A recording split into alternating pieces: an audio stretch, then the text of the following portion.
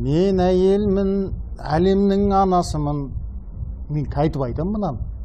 Қалай мен әлемнің анасы бола аламын? Вот әлемнің анасы болу оңай деп ойлайсың ба?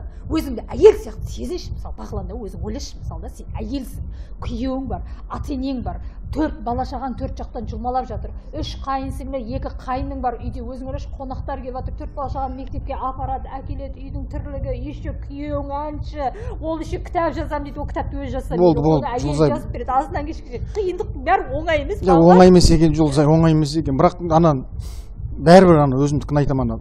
Әйелмін мен. Ой, неғып жібердім де шатастырып адам.